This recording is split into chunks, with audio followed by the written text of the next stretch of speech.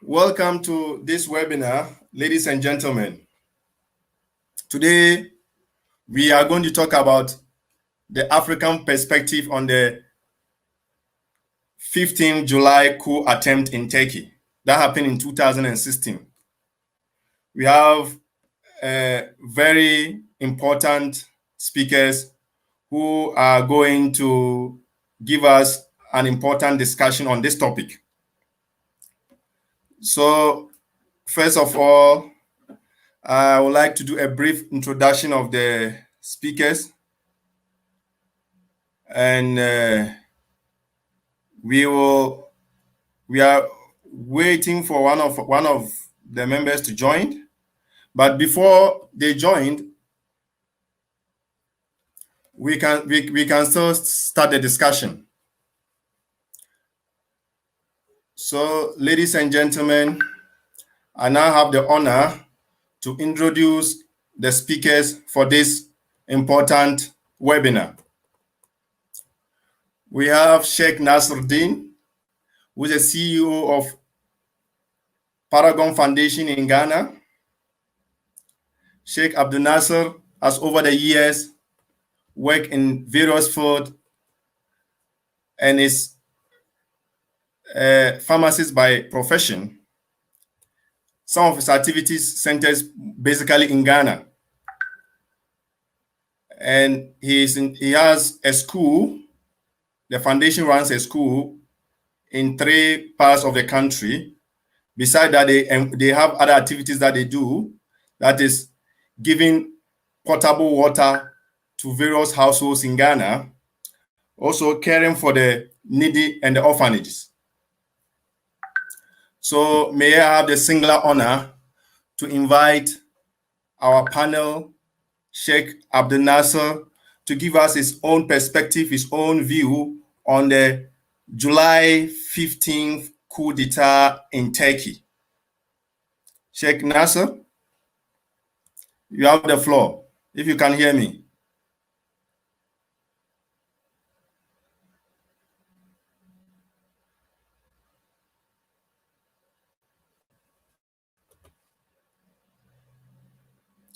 Now hear me clearly. Yani beni hala duyabiliyor musunuz? Yeah, we can hear you. We can hear you. Okay. So do you prefer English language or Turkish language? Yeah, you can start with English language and continue with Turkish language. We don't have any problem, Sheikh Nasser. Okay, Alhamdulillah.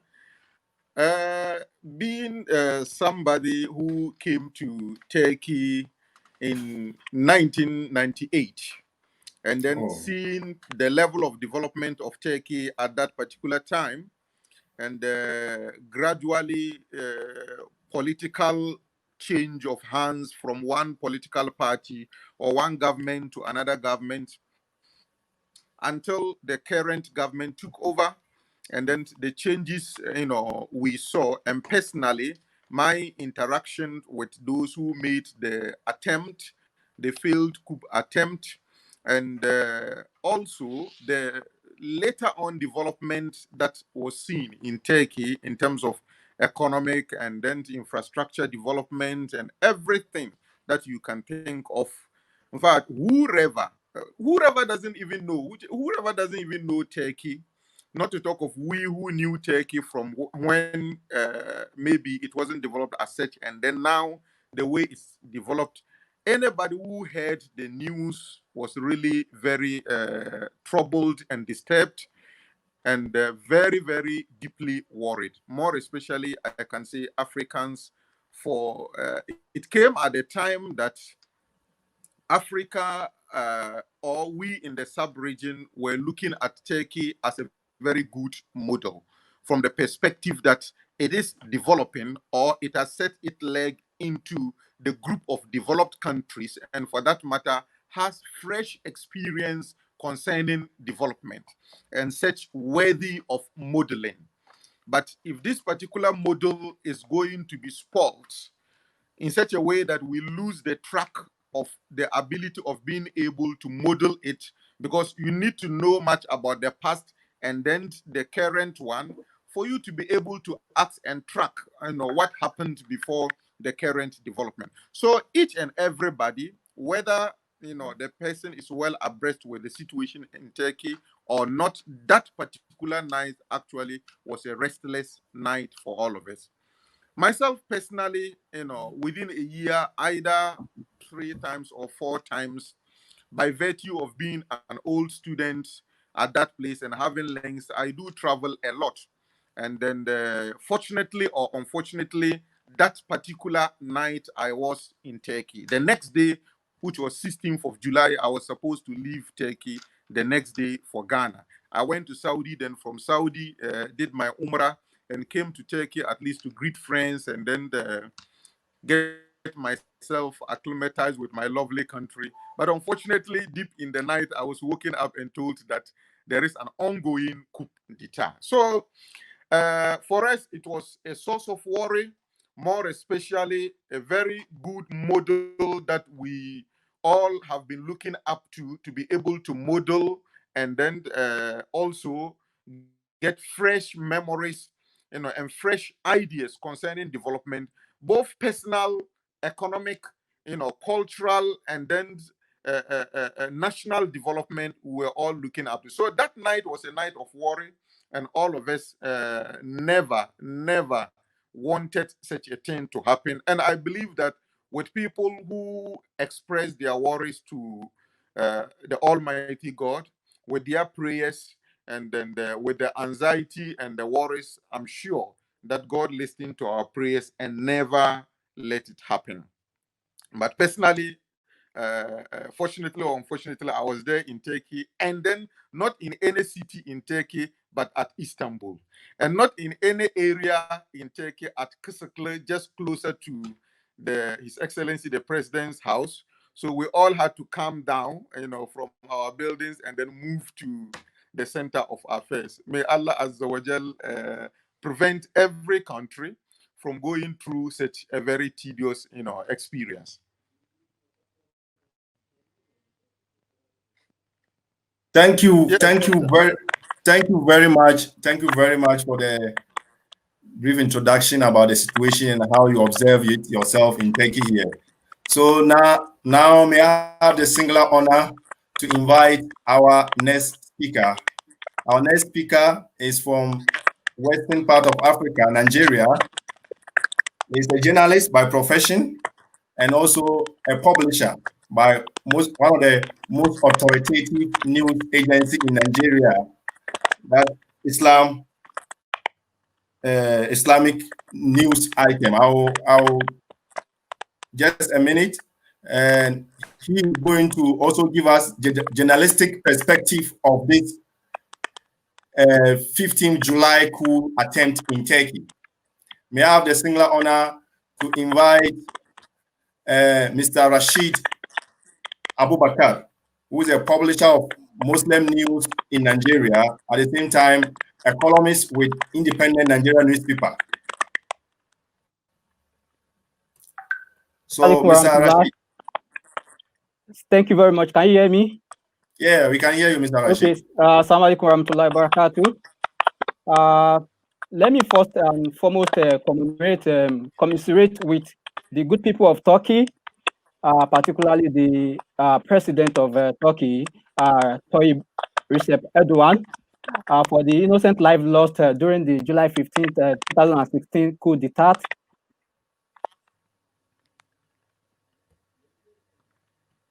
As a true servant, because we believe that they did not die, rather they are with Allah subhanahu wa ta'ala. So may Almighty Allah subhanahu wa ta'ala forgive them their shortcoming. So firstly is I'm going to talk about the fact that firstly is when you look at coup generally, whether it is a violent or non-violent one, or whether it is a successful or unsuccessful coup. One thing is very important is the fact that a coup is an instrument used by people with imperialist ambition to subvert the popular will of the masses and to promote their selfish economic and geopolitical interest.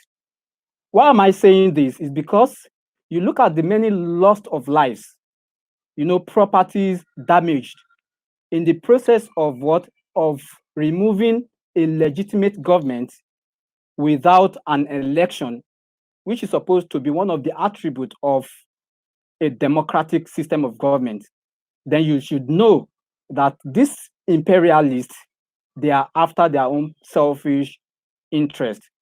Now, when you are now looking at the journalistic point of view from the July 15, 2016 coup d'etat in Turkey, then the media ownership plays an important role in the coverage of the coup d'etat or the attempt coup d'etat in Turkey.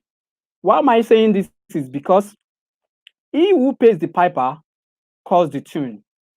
So you look at the media reportage of the 2016 coup d'etat, you discover that there was no adequate media representation on the side of the president of Turkey, that is Recep Tayyip Erdogan, because of the tendency that, or the kind of image that the media has projected his personality to the Western world, to the outside world. Look at Nigeria, for instance. There has always been media bias when it comes to a reportage of Islam in the Nigerian media. So anything that has to do with Islam or Muslim would not get adequate representation. The same thing is also applicable, applies to the reportage of the 2016 July coup d'etat in Turkey, because many Nigerian Muslims, love Erdogan because of the fact that they see him as what? As the leader of the Islamic world.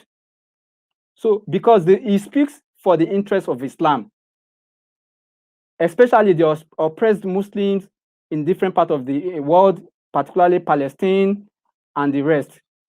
So firstly is Nigeria, there was no media representation of the 2016 coup d'etat in Turkey due to media bias.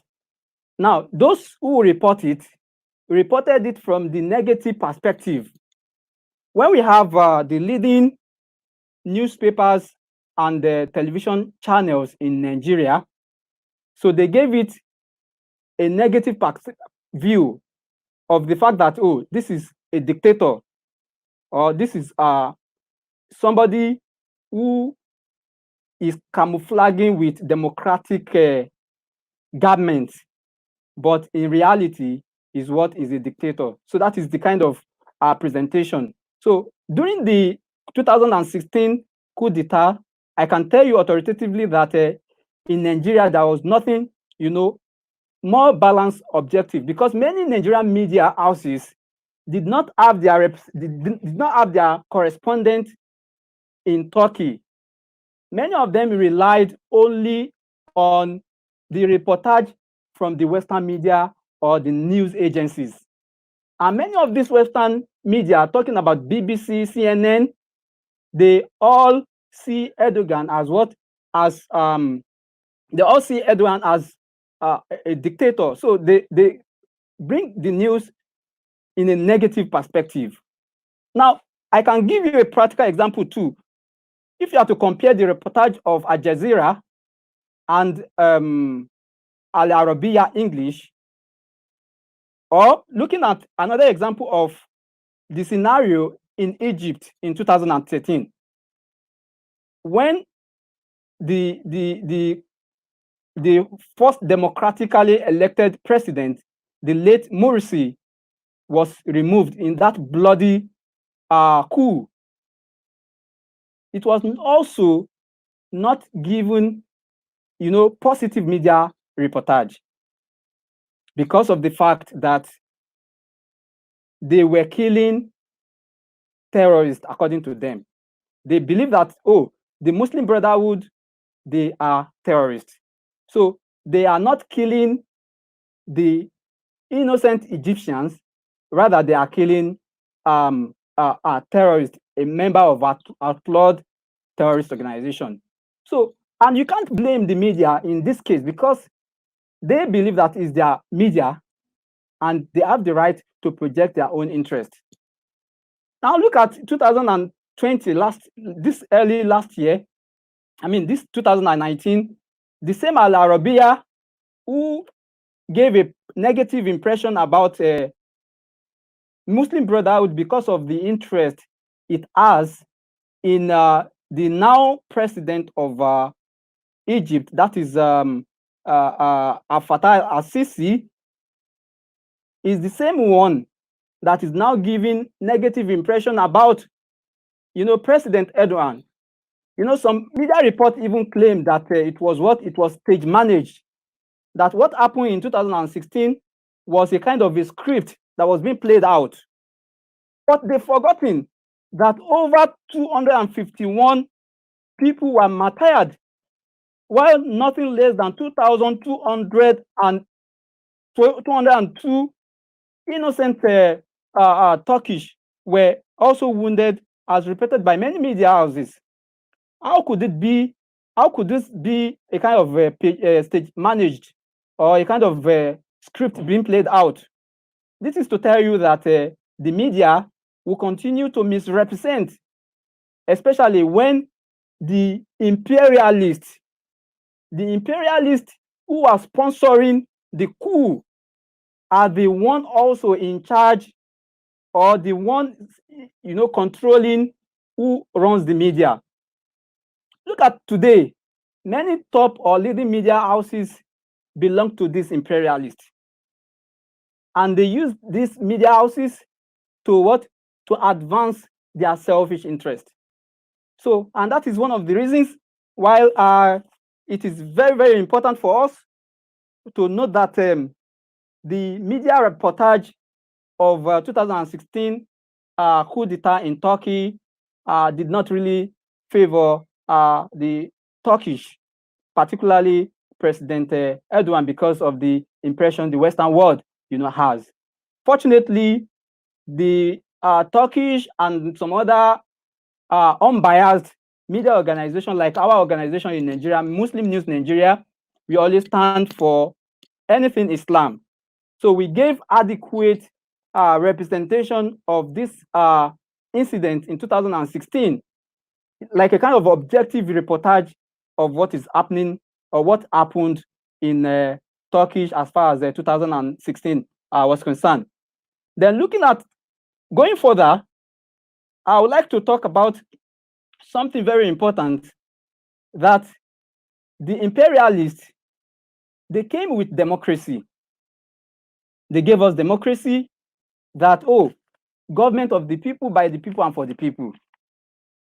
But there is hypocrisy from the end of the Western world.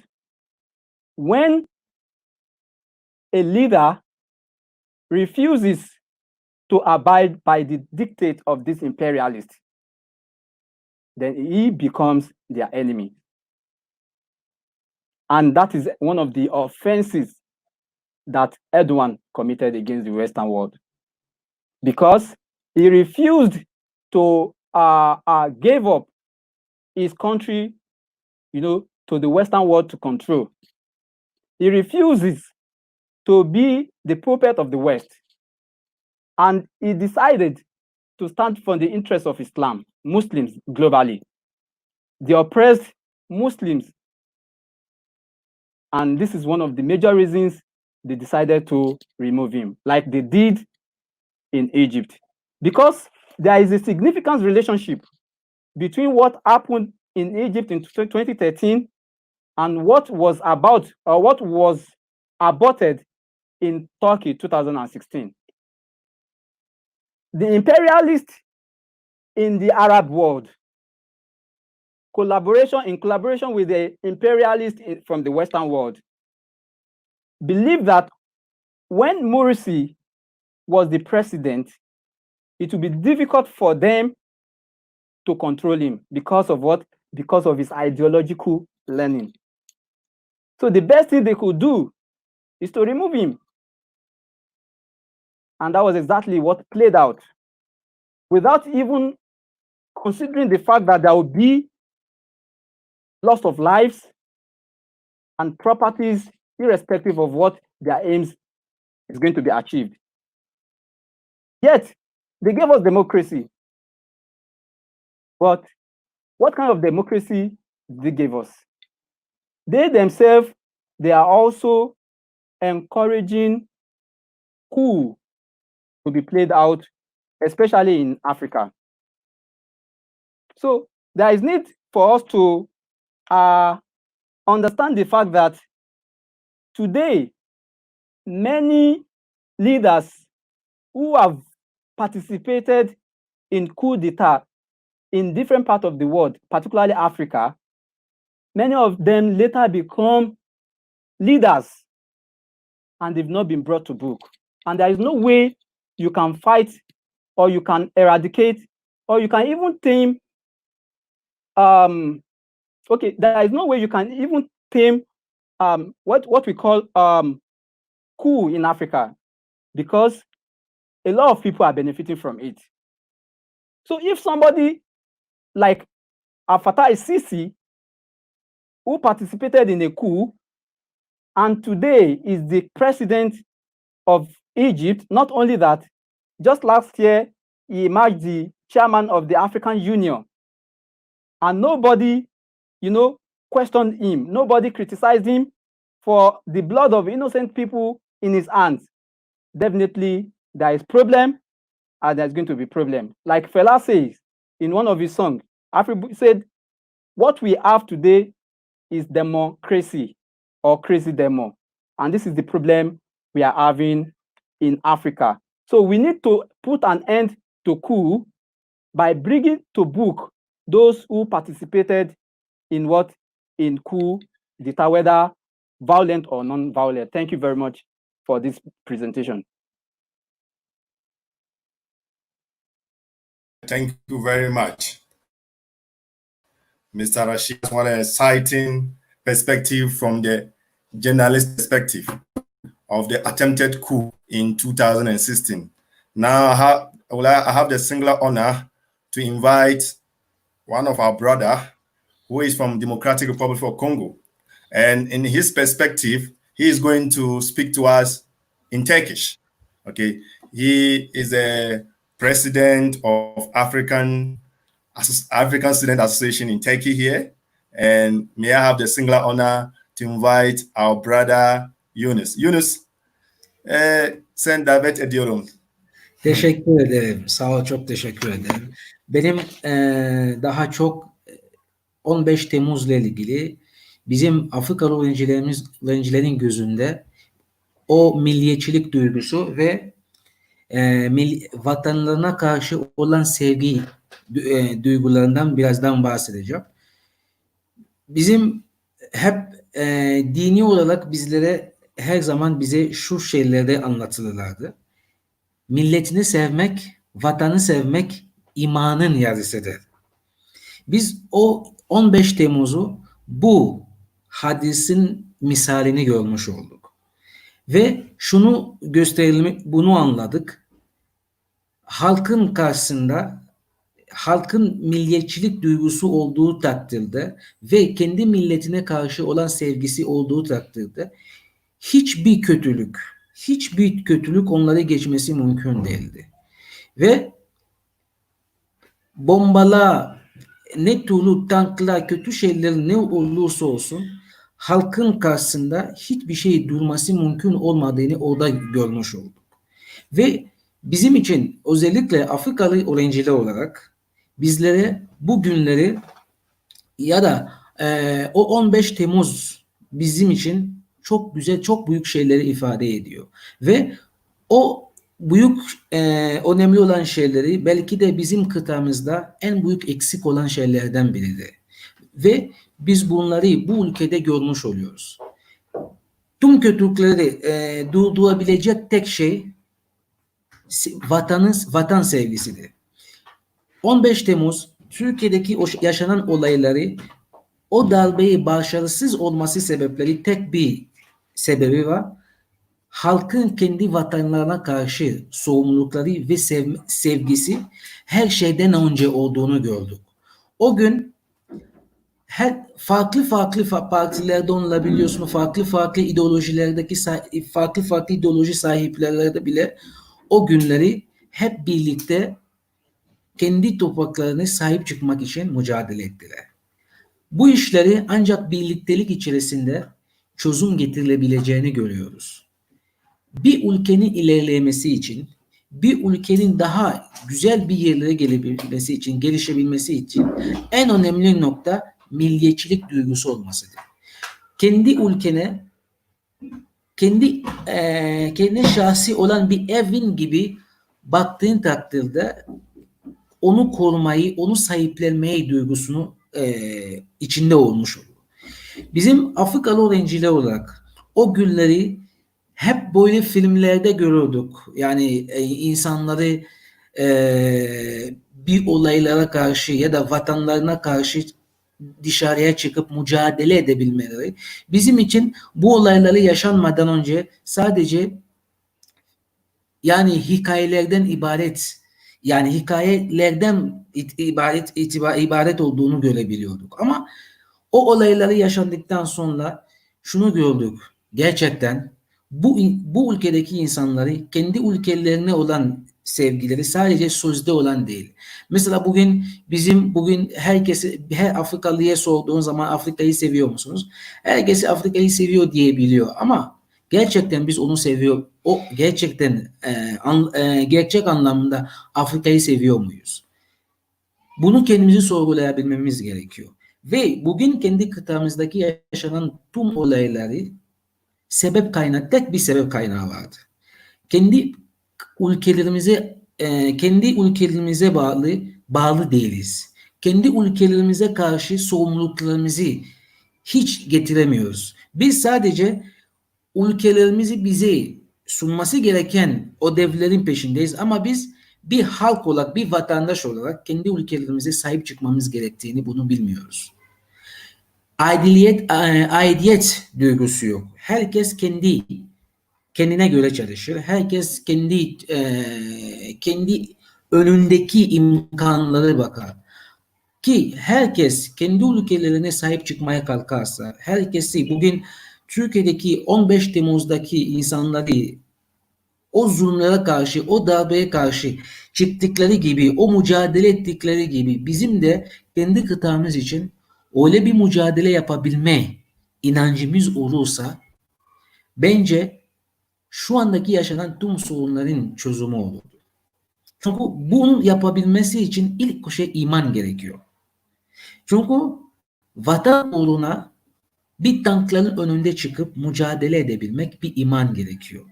O imanı vatan sevgisine karşı imanınız olması gerekiyor. Buna inanmanız gerekiyor. İnanmadığınız şeylere karşı mücadele etmeniz mümkün değil. İnandığınız şeylere karşı mücadele etmek çok kolay olabiliyor. O iman olduğu takdirde cesaret de getiriyor.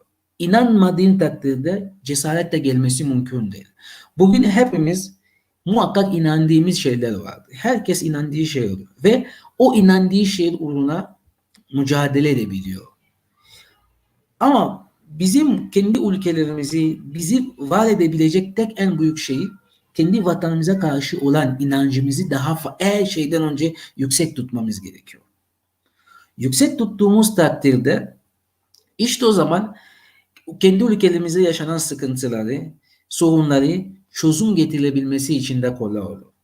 Türkiye'de almış olduğumuz eğitimleri, farklı ülkelerde görmüş olduğumuz eğitimleri daha çok ülkelerimizin yararına, çıkarın üzerinde kullanmış oluruz. Ama o sevgi olmadığı takdirde bugün gördüğümüz gibi herkes okulunu bitirir, başka bir ülkeye gitmek peşinde. Herkes daha güzel refah içerisinde yaşayabileceği bir ülkeye gitmek peşinde. Hiç kimseyi kendi ülkeme geri dönüp belki o refahı ben getirebilirim. O inancı yoktur. Ben ne yapabilirim? Hep bu soruları kendimize sorabiliyoruz. Aslında bunları kendi ülkelerimize karşı olan imani ve inancı zayıf olduğunun bir göstergesidir. O 15 Temmuz gecesinde de buradaki insanları Türk vatandaşları şunu da diyebiliyorlardı. Ben evime kalayım, oturayım, ben niye çıkayım? Yani ya ölürsem, yani bana ne diyebiliyordu. Çünkü yani bunu yapabilmesi için sadece imani olduğu için, inancı olduğu için, vatanına karşı sevgisi olduğu için bunun için sokağa çıkmış. Ve bu mücadele için herkes, büyüklerden küçüklere kadar herkesi sokağa çıkabiliyor. Önemli mevzular için sokağa çıkabiliyorlar. Vatan için sokağa çıkabiliyorlar. Bizim Afrika'da insanları mücadele etmiyorlar mı? Yok. Afrika'da mücadele eden insanlar var. Ama Afrika'da doğru mücadele eden insanlar azdı. Mücadele eden insanlar var ama doğru mücadele eden insanlar o kadar çok az ki yapılan çalışmaları bir şey yaramıyor. Doğru bir şekilde mücadele edersek belki kendi kıtamız için daha büyük bir şeyler yapabiliyoruz. Belki Türkiye'yi çok her konuda örnek almayabiliyoruz ama Türkiye'de biz Afrikalı öğrenciler olarak milliyetçilik, kendi ülkelerine sahiplenme duygusunu bunu almamız gerekiyor. Çünkü o günü sadece hikayelerden değil, sadece Türkleri kendi ülkelerini seviyorlar diye diyoruz değil. Bu kendimiz görebildik o 15 Temmuz'u. Nasıl kendi topraklarını koruyabilmesi için tankların önünde çıkıp ülkelerine sahip çıktılar. Ülkelerine sahip çıkarsanız hiçbir zaman hiçbir sıkıntı, hiçbir zulüm size geçemez. Bizim bugün kendi ülkelerimize herkes kendi derdinde düştüğü için o yüzden biz bu durumdayız. Gerek İslam alemi için gerek özellikle Afrika kıtasında bu durumlar çok fazla. Ki bizim daha önce vatanlarımız için mücadele eden kahramanlarımız var. Sanki Afrika'da hiçbir kahraman yokmuş gibi yaşıyoruz. Sanki hiç kimse böyle örnek alabileceğimiz hiçbir yokmuş gibi yaşıyoruz. Ki var. Nasıl bu? Peki bu duygular niye bizde yok? Bizde de Thomas Sankara, Kwame Nkrumah, Patrice Emery Lumumba gibi insanları yaşamışlardı, mücadele etmişlerdi. Kendi vatan uğruna canlarını feda ettiler. Hayatları boyunca o dava içerisinde yaşadılar. Bizim de bu duyguyu geliştirmemiz gerekiyor. Biz bu duyguyu geliştirirsek işte 15 Temmuz'daki yaşanan olaylar gibi biz de kendi ülkelerimizde bize zulüm gösteren emperyalist sistemlerine karşı durabiliyoruz. Patrice Lumumba mücadele ettiler ama azınlık oldukları için onların hayatlarını sonlandırmaları daha kolay oldu. Biz bu mücadele çoğunluk bir şekilde o mücadele içerisinde olursak yıkılmamız mümkün değildi. Çünkü birliktelik içerisinde yaşadığımız takdirde hiçbir toplum birliktelik içerisinde yaşadığı takdirde yıkılması mümkün değildi. Allah size yardım etmeden önce ilk önce siz kendinize birliktelik içerisinde yaşamayı bilmeniz gerekiyor. Birliktelik içerisinde yaşayamıyoruz. Herkes ben okulumu bitireyim, diplomamı alayım, gideceğim, işi bulacağım, şunu yapacağım, aileme bakacağım. Bu kadar hedefleri içerisinde kendi ülkeme hizmet edebileceğim. Böyle bir şey bile olmayan insanlar var. O yüzden bizim 15 Temmuz'daki yaşanan olaylar Afrikalı öğrenciler olarak buradaki çıkartmamız gereken tek dersi kendi ülkelerimize de sahip çıkmayı bilmemiz gerekiyor. Bazen gereksiz sevgileri, bazen gereksiz duygulardan vazgeçip öncelikli vatan diyebilmemiz gerekiyor. Önce vatan diyebildiğimiz takdirde bugün Afrika'da falanca ülkeye Afrika'ya gelip de hiçbir şeyi zorla yaptıramaz. Bugün mücadele eden insanlar da var ama azınlık var. azınlık olduğu için bu mücadeleye sonuna kadar gitmiyor. Ama Türkiye'de bu olayları biz 15 Temmuzlardan sonraki yaşanan olayları gördük. Ondan sonra bir sürü olayları emperyalistleri bu ülkenin üzerindeki kullanmaya çalışmış oldukları pis oyunları halk ne kadar güçlü durduğunu görebiliyoruz. O yüzden her zaman bu insanları güçlü çıkabiliyor. Tüm olaylara karşı her şeye rağmen ayakta kalabiliyorlar. Bizim de belki ayakta kalabilmemizin tek bir yolu var. Kendi ülkemizi her şeyden önce görmemiz gerekiyor. Afrika kıyafeti giymekle, yöresel kıyafetlerle böyle ben falanca Afrika dili konuşacağım, başka bir dili konuşmayacağım demekle olmuyor.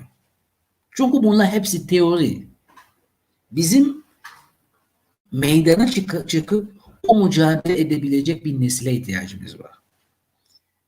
Biz o şekilde onu yapabiliyorsak işte demek ki biz o 15 Temmuz'da yaşanan olaylarda çok büyük bir ders yapmış oluyoruz.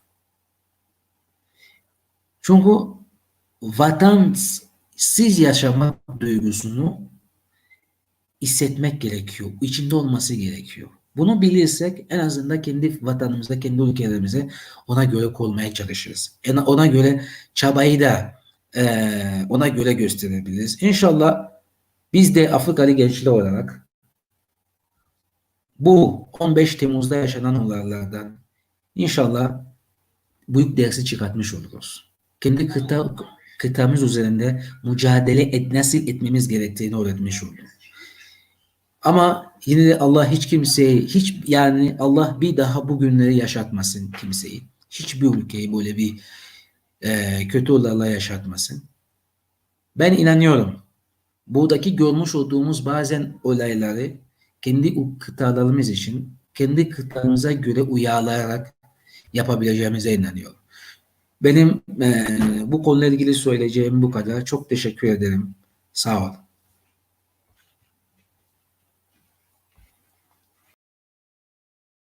For the African students' perspective about the 15th July coup attempt in Turkey. Very insightful and thought-provoking speech. I now have the singular honor to invite Dr. Mohammed Jamal Marda from Somalia. He's a director of Hikma Center for Research and Training, and also a senior lecturer in one of the universities in Somalia. I have the singular honor to invite Dr. Mohammed. Mohammed, you have the podium. Okay, thank you very much. Actually, then to beginning, some historical background about the attempt military coup in Turkey was really very sad to happen at that time. But to begin with, actually, Turkey government has a long history of coups and failed coups, before many years ago.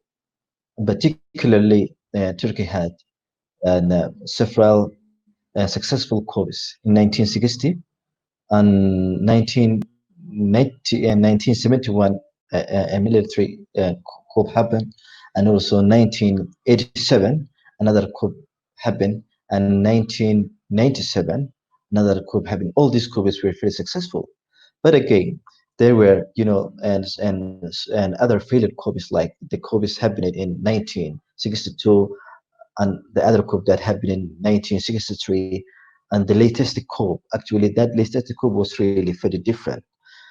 Latest coup that happened in Turkey and proved to be the bloodiest and the most traumatizing, because it claimed the deaths of 240 individuals, and of course 2,000, more than 2,000 civilians were injured.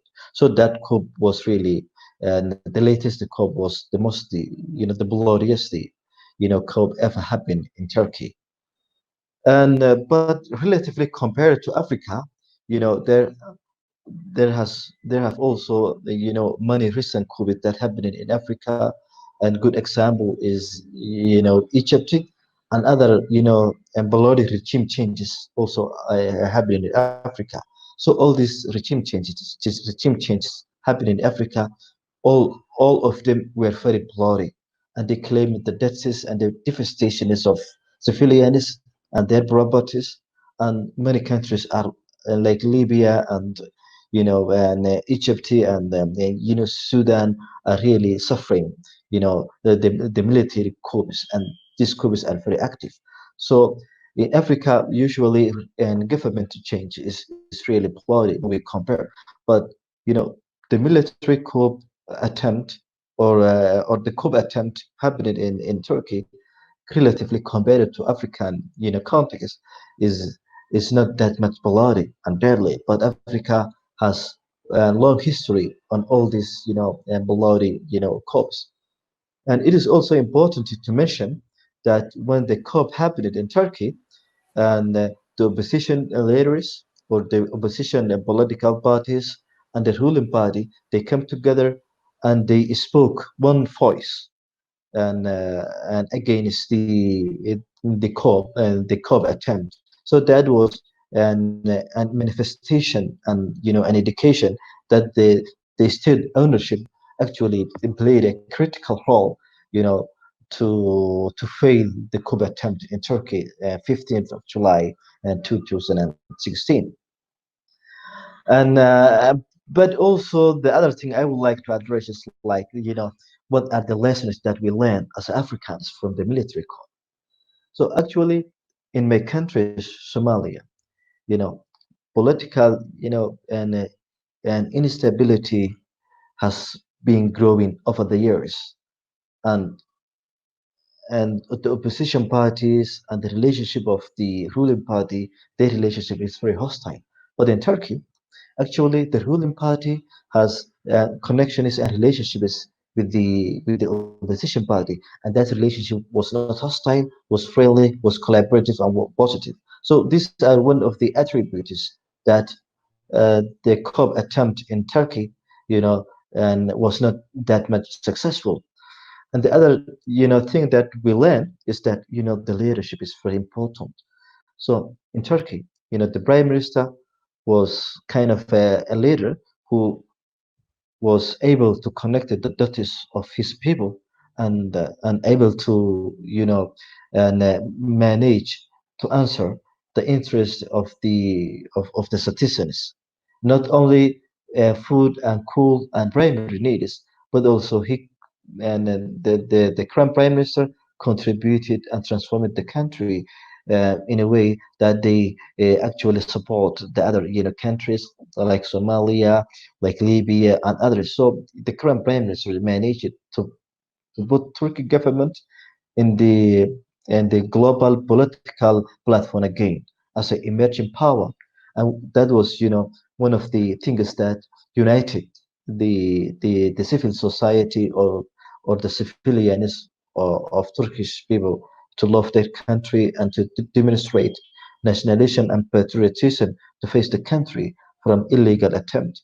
So the other, thing that we learned from the failed coup in Turkey and 15th and July and 2016 is that, and they demonstrated that military is no longer the determinant of political outcomes in Turkey. But African countries, if we compare, military determines the political outcome of many African countries. You see Egypt, you see Sudan, you see Libya, you see Somalia, and you see many others. So in our Turkey, military does not determine, the political outcome. And a good example is, that one in 2016. The other example and the wonderful an example that we can learn is like I would like to underscore this point, and the fact that affecting a change in a government should not should not be done by force, but by the ballot boxes. Okay, other countries, and regime change or government change and all these things are really very violent. They do not go to the police stations to change, and the regime that they don't like to rule the country legally.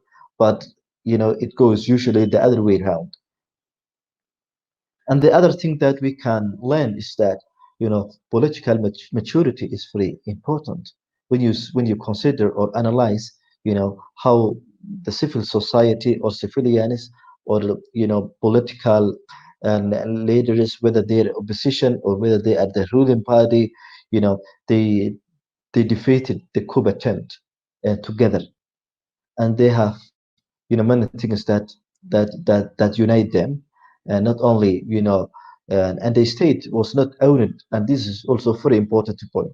When the people feel that the state is owned by a few by the few not the money, so this creates hostility. And then maybe if this scenario were in Turkey, where the whole people and the government may have failed to attempt that call. But the Turkish people, they they actually demonstrated political maturity, and that political maturity defeated the coup attempt. But in many countries, and also Malaysia, where I have been for last year, also regime change and took place 2018, and that was not violent, it was very peaceful, and they changed it, the previous regime, through voting and police stations, not military coup, not violent. They believe that if they wanted to go for change, they must go through the legal process, not the illegal way. And provided that the military does not have any power to determine the political will and the political outcome of the country. That was, another example in Malaysia. And but in African countries, when political parties are contesting, for the presidency, and this creates a frictionless. And although there are many factors that affecting the political culture of African and the people, but again, power transfer in Africa, except in many few countries, is not that much smooth. And also, the fifth point, as a lesson is learned from the faded coup, I would like to say that the sense of ownership indirectly contributed into the failure of the attempt coup. So when people are viewing the government as their government, but not the government of that particular group of people, actually they are willing, to die for it, like what happened in Turkey. Many people, they risked themselves to save the country, and they went against the military, they went against the tanks, and provided that. Also, the good thing to mention that the military in Turkey didn't run over the civilians. They surrendered themselves and voluntarily. And there was another thing. But in Africa, usually, if a protest or rally happen, usually African military, they fire and leave bullets to the people and to the civilians, and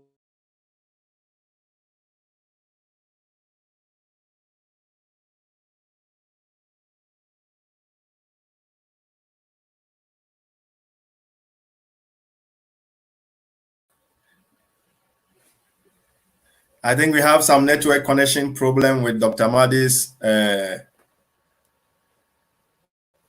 connectivity.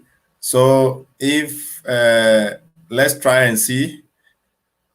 Okay, before he comes in again, I have the singular honor to call in Sheikh Nasruddin to continue on to give us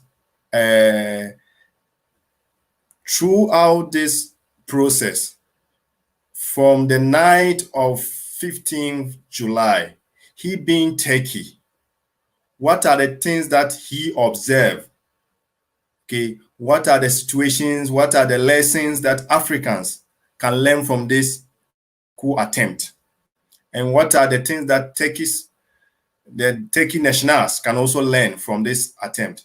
So may I have the singular honor to invite Sheikh Nasser to. Thanks a lot, Dr. Kasim, and I thank all my other brothers for giving very insightful ideas concerning the lessons that we Africans should learn or should have learned from this particular attempted coup. And before I continue, I would also want to remind our Turkish brothers that they should know that this particular attempted coup is not like an ordinary coup in any other country that has been observed in this world. It has some unique element of a system outside the military that collaborate with the security forces to be able to carry out this particular coup d'etat.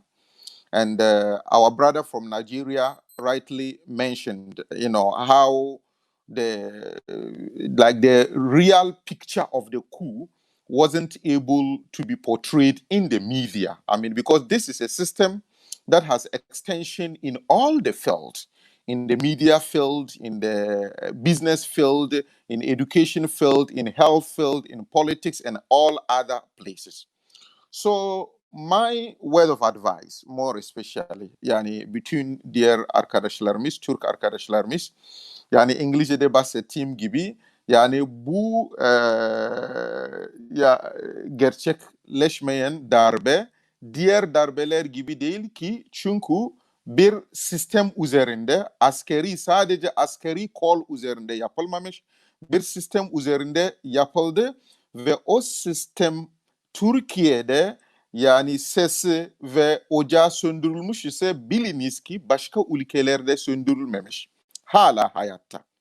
It is still existing. Dolayısıyla yani FETÖ bitmiş veya darbe başarılı olmamış ve biz başarılı olduk diye her şeyi yani bırakmamak lazım. Bütün gerekli olan tedbirler gerekli olan tedbirler alınması lazım. Çünkü Türkiye'de bitmiş sayılabilir. Fakat diğer ülkelerde gene bütün güçleriyle çok güçlü çalışıyorlar. Ve hatta biz bazen yani insanlara ikna etme konusunda zorluk çekiyoruz. Çünkü yani diğer devlet elemanlar veya Türkiye'nin buradaki olan temsilcilerden bile daha güçlü. Yani oldukları yerlerde gerçekten insanları bu darbenin negatif yüzünü açıklamak çok çok zor. Çok zor. Yani bunu diğer Türk kardeşlerime yani ifade etmek istiyorum. I mean, that's the first thing I want to talk about. The fact that the thing is a system, and the system is still working perfectly outside Turkey. Working also at any moment in time. The same thing can be done to any other country using the same system, and that same system can rebound again in the same country again in Turkey. And this, I am very sure that the authorities in Turkey are very much aware of this one, and for that matter, maybe they are taking the necessary steps to ensure that this thing should never happen, neither to Turkey nor to any other country again. Turkey has a religion that has supremacy, which is Islam. It also has a language that has supremacy, which is the Turkish language, and it has the experience of an overall empire that has ruled so many countries for a long time.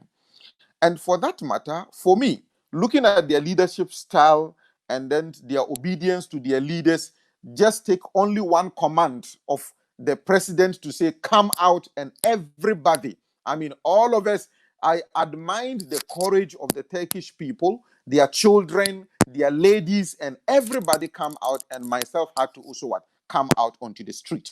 And I physically saw those more religious and those that are not religious from different parties. Everybody was what? Outside, because the concept of leadership they really understand, and nurturing the sense of ownership that should belong to that particular nation, that is nationalism from only one stream of tribe and only one stream of belief, which is one religion, I can say is a bit easier. So Africa, we shouldn't give up. Our sense of nationalism may be weak, but we have the root. At least when we look at our sense of tribalism, go and attack somebody's village and see how he would defend. So we have the root.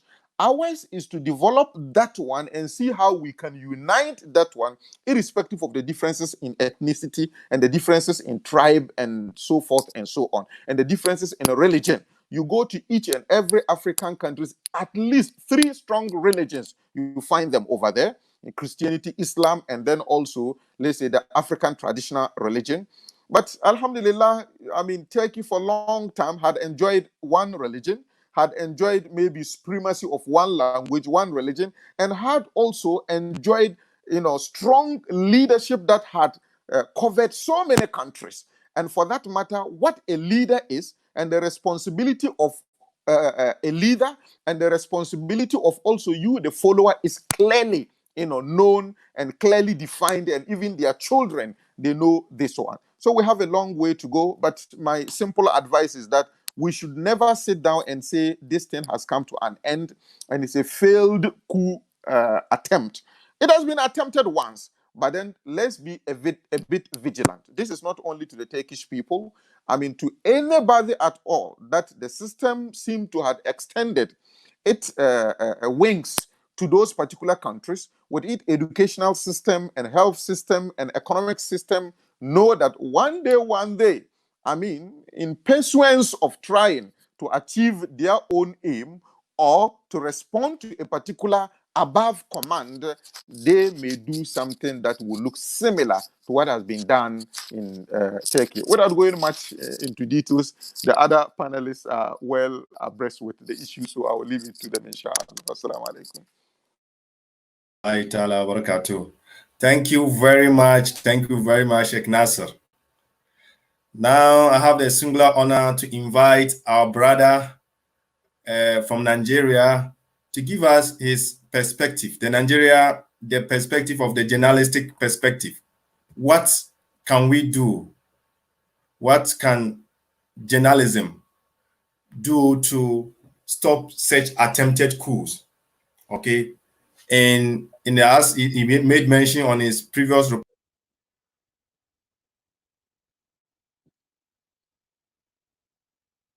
the international media was not favorable to the government. So in going forward, what are the lessons that government need to learn from this situation? So, brother, you have okay. So basically, the media has a role to play when it comes to being the watchdog of the society. The role of the media, practically, is not just to report, but it's also, to check the activities of the other arms of government. We have the legislature, judiciary, and the executives. So in playing the role, the media must not be biased, must not be subjective in reporting, their news when it comes to happenings, irrespective of religious or tribal affiliations involved.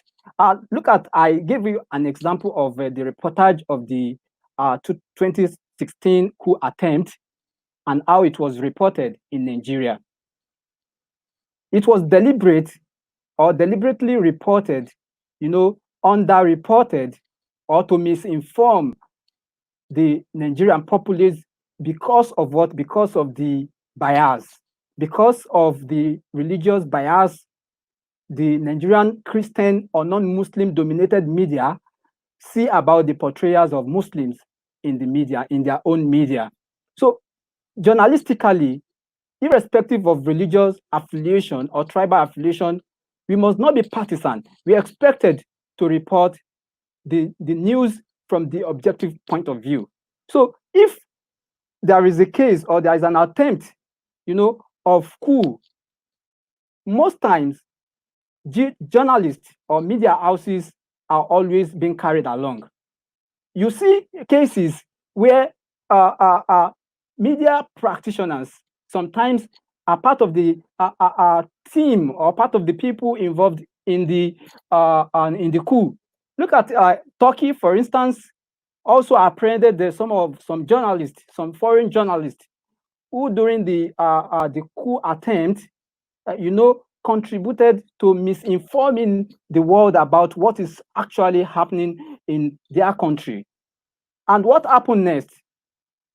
The other media from other part of the world were calling for justice for those journalists without even asking for what they have done, whether their involvement in the attempted coup.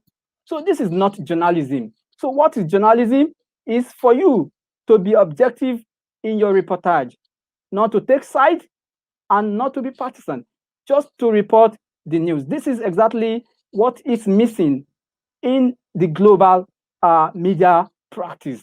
Not only in Nigeria, we have a similar scenario between the Arab media, reporting negative perspective of their so-called perceived enemies. So this is not journalism. So what we are trying to say in essence is the fact that we need to be objective in our reportage. Then we need to also practice a responsible journalism. And what we mean by responsible journalism is the fact that we don't try to create unnecessary, panicking. We don't try to create unnecessary, news that can further, pollute the already fragile society of ours. So these are some of those things we need to put into consideration in terms of a reportage. I also like to, talk briefly about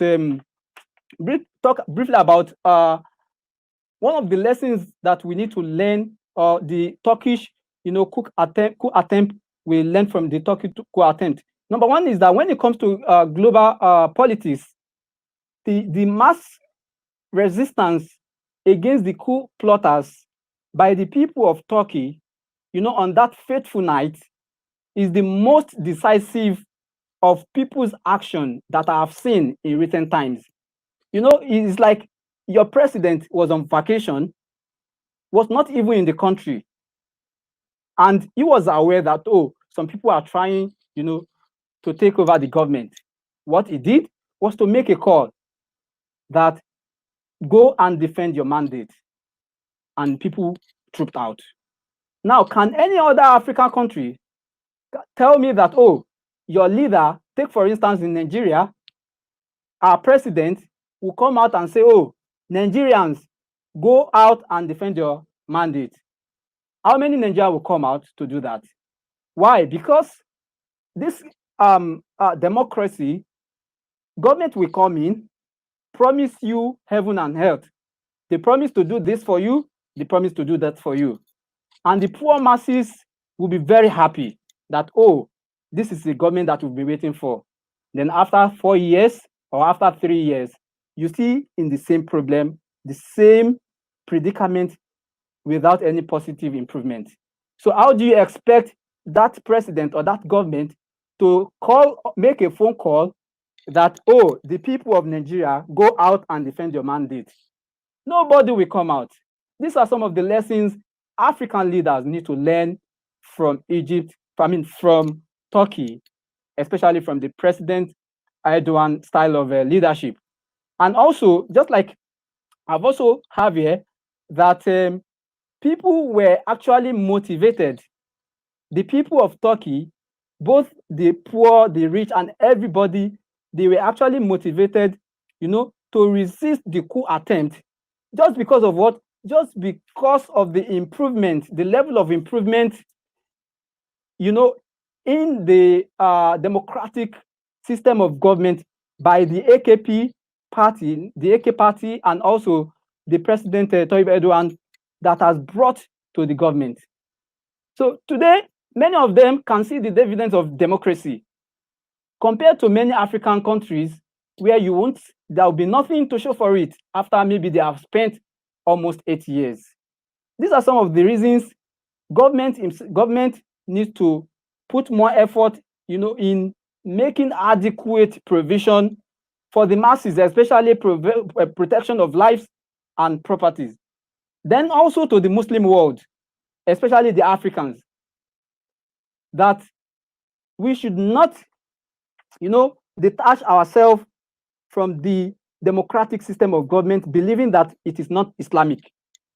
We can, take an example from the leadership model, being adopted by the president of Turkey, that you can practice your religion, you can advance the cause of Islam with the instrumentality of modern democracy, even though the imperialists do not like it.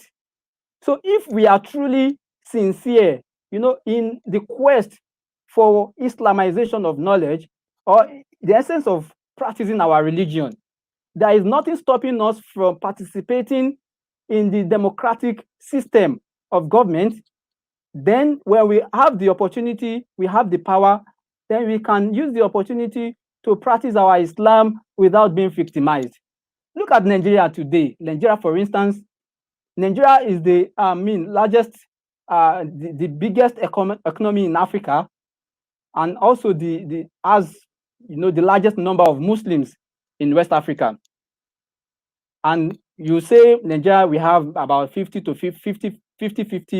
Muslim Christian population, or 60% Muslim population. Then the president today is a Muslim. Even several other state governors, they are Muslims. But you still ask yourself, why do we still have victimization and harassment of our Muslim child, the Muslim student, to use hijab in schools? It should not be so. If we have people who are committed to the dictate of Islam, people who will establish justice and fairness when they get to government, without, victimizing or without harassing any forms of a religion, whether Christianity or Islam, because that is justice which Islam stands for. So if we don't participate in the democratic system of government, definitely there will be a problem with us. Now, back to the issue of media. Part of what we should do is that, Allah was telling us in the glorious Quran. In fact, the best practice of journalism can be found in Islam. Allah subhanahu wa ta'ala has explained everything about the principle of news gathering or the ethics of journalism in several verses of the glorious Quran. And Prophet Muhammad sallallahu alaihi wasallam too has also, established those verses as Allah subhanahu wa ta'ala established in the glorious Quran. But today, the media or the media practitioners did not know anything about Islam. Many of them don't even read the Quran. If you study the Quran, you should know that when a fasik, a liar, comes to you with any information, that you should verify it. Today, there is a problem of verification of news from many media houses. Many of them deliberately do that because of what? Because they are serving the imperialists, those who are the gatekeepers, those who dictate what to be published and what not to be published. Those who will give them the names of, oh, these are our enemies, blacklist them. And these are the good people, praise them. And that is why there is a particular adage that if we are not careful, the media will make us to see the good person as bad person and the bad person as good person.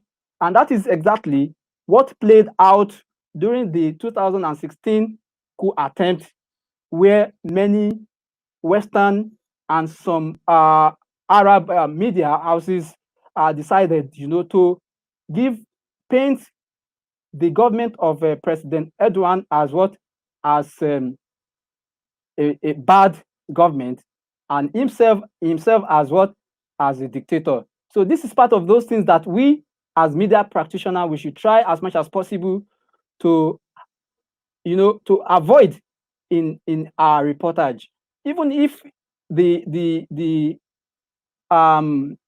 person we are reporting about has committed an offense, we should not cover it up because he's your friend.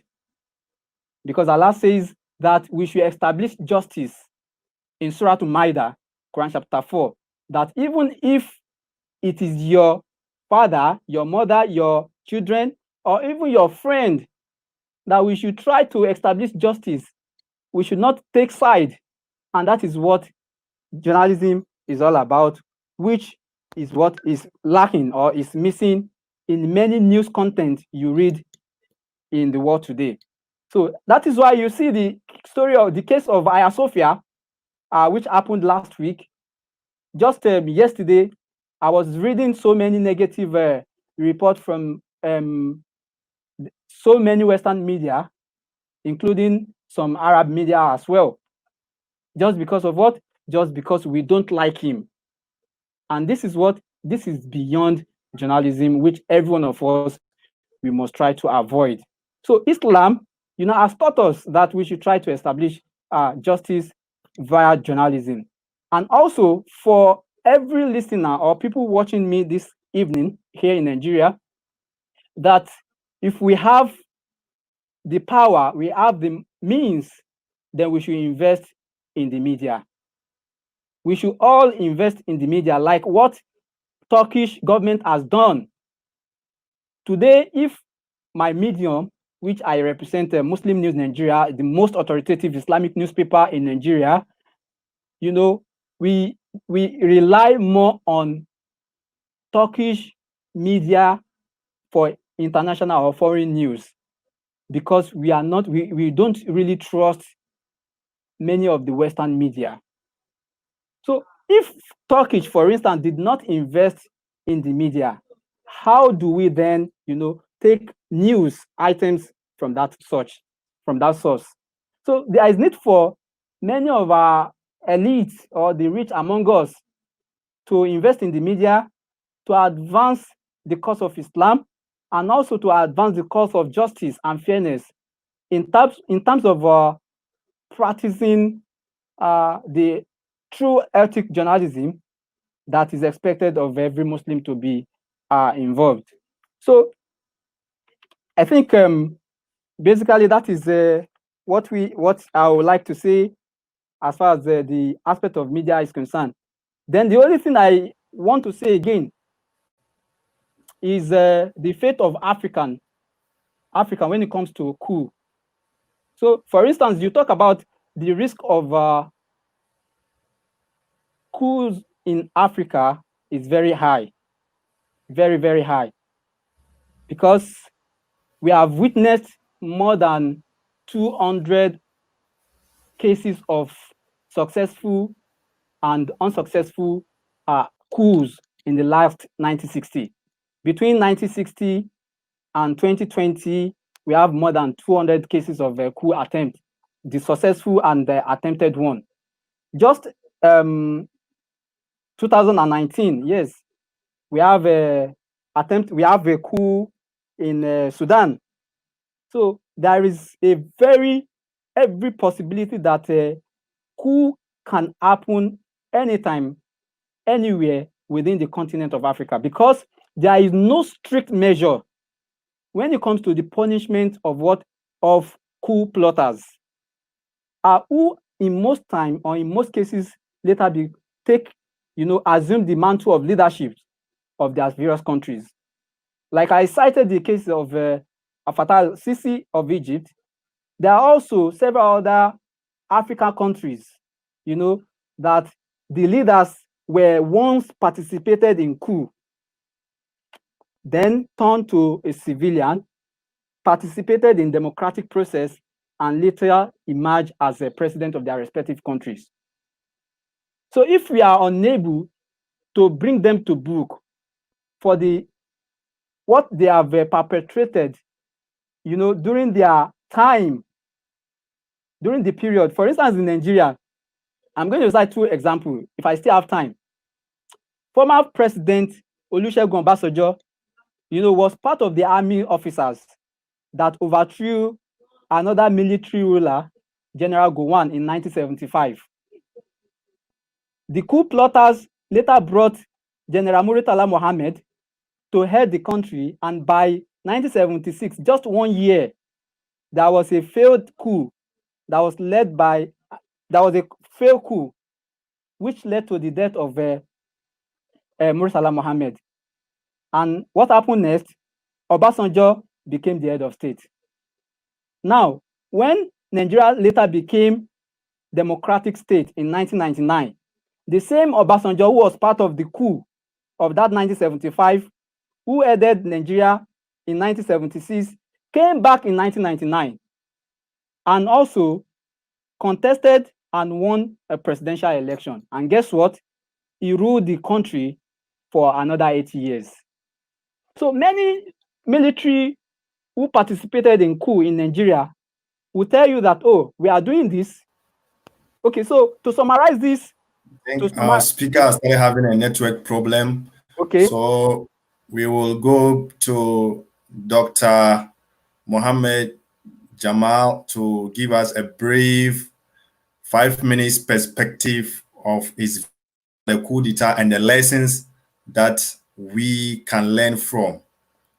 Okay, we as Africans and as Turkish citizens, what lessons can they learn from the coup attempt?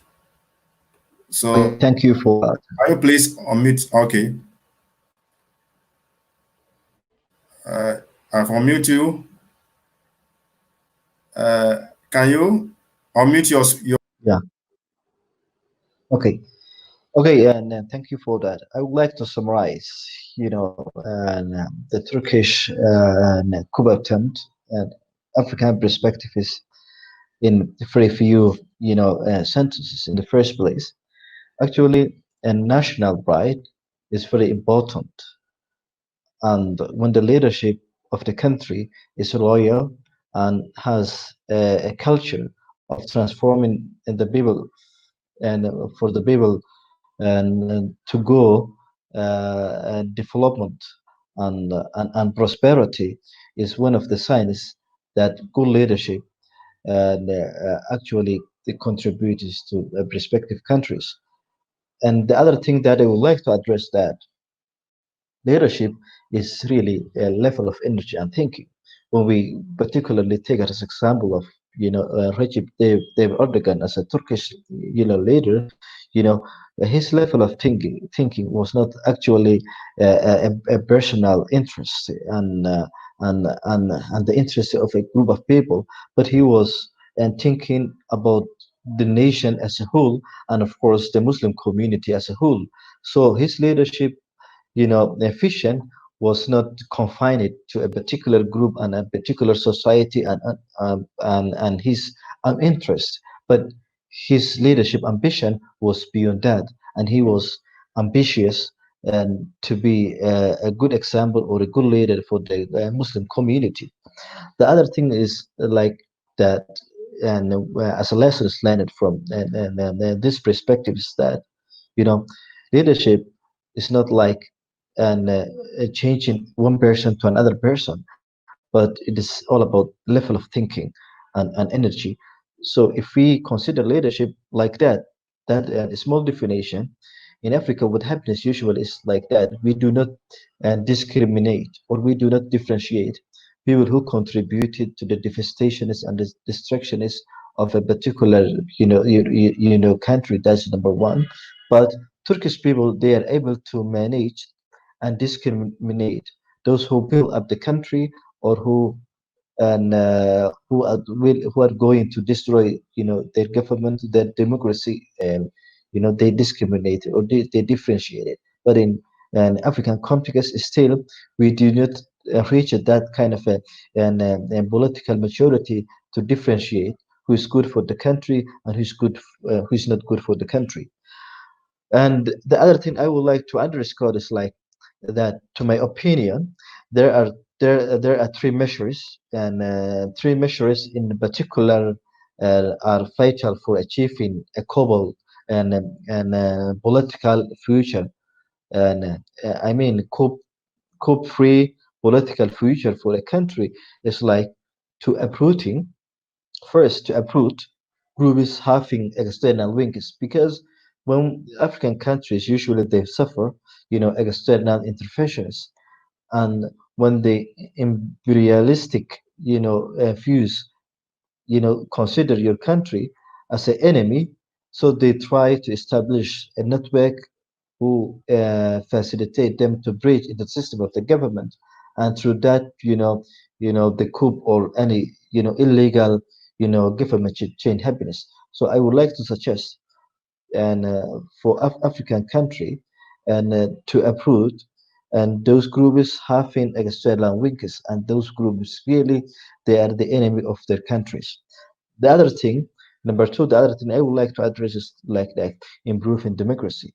In Turkish, actually they improved the democratic process, and everyone has a political freedom, and political rights were granted to individually. There's no oppression, and the democratic system has been growing, and that the system created a level of political instability, not 100%, but relative political instability. That what and happened in Turkey, and that was the asset that saved Turkish from the attempt and a coup.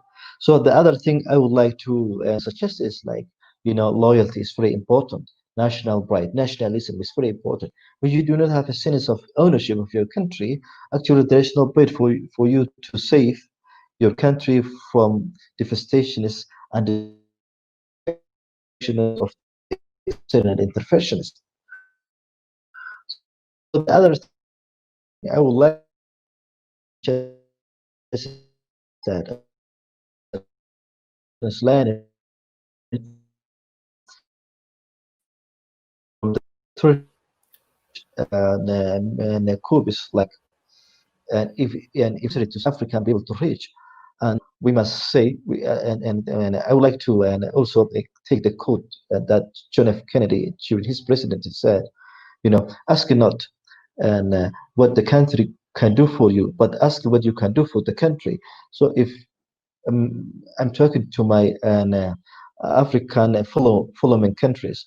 So let us not ask ourselves and what you can get from the country, and in terms of political, in terms of creating a wealthy for your own, but let us ask ourselves what we can do for the country. Country is ours, not belong to anyone else, and that is one of the things that I would like to inspire everyone else and to keep in mind, and that attitude actually is very small thing, and it will change actually many people's mindset. So the last point I would like to address is like, and when it comes to national security or sovereignty, we must put our difference aside and go for the common goals. So Turkish people, despite their political or ideological differences, they put their differences aside, and then they come together to save the country. I would like to suggest, as African people, to put our differences aside and let us go for the national interest, national security, and that's all what I would like to say. Thank you so much.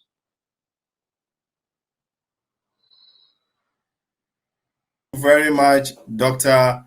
Thank you very much for your insightful overview of the 15th July coup attempt in Turkey.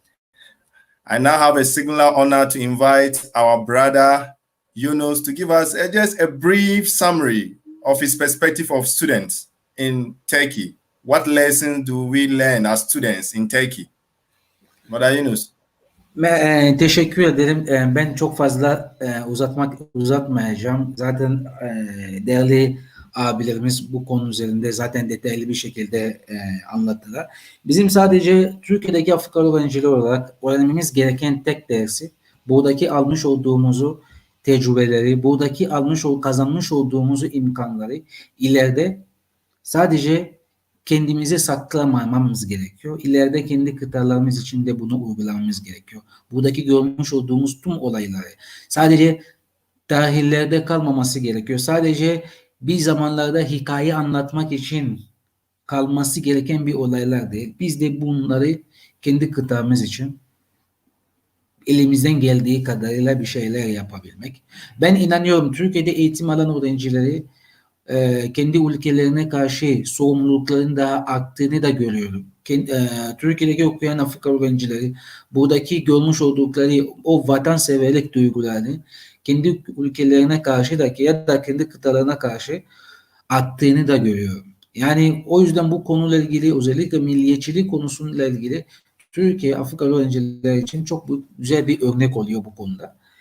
Biz de hem almış olduğumuz eğitimleri, hem sosyal yaşamdaki görmüş olduğumuz şeyleri, hem de görmüş olduğumuz kahramanlık hikayeleri, biz bu kahramanlık hikayeleri öğrenip ileride kendi kıtamızda uygulamaya çalışacağız. İnşallah ben inanıyorum öğrencilerimizi Türkiye'deki yaşadıklarını bir ders çıkartabileceklerini, gerek koronavirüs süreci içerisinde bu ülkedeki insanları dayanışma içerisindeki yapmış oldukları şeyleri, gerek 15 Temmuz'daki yaşanan olayları, kendi insanlar kendi arasındaki yaşamış, uygulamış oldukları dayanışmayı bir günde biz de kendi kıtamıza uygulamak dileğiyle. Çok teşekkür ederim.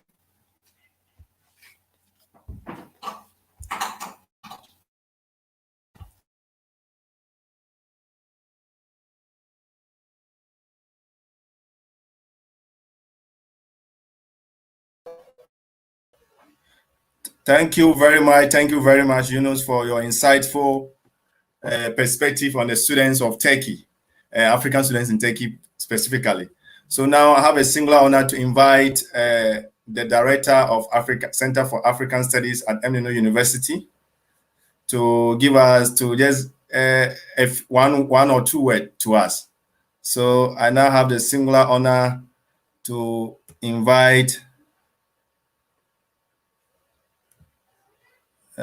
just a minute. Oh, this thing.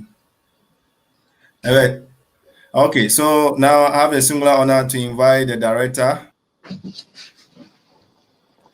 Selamünaleyküm.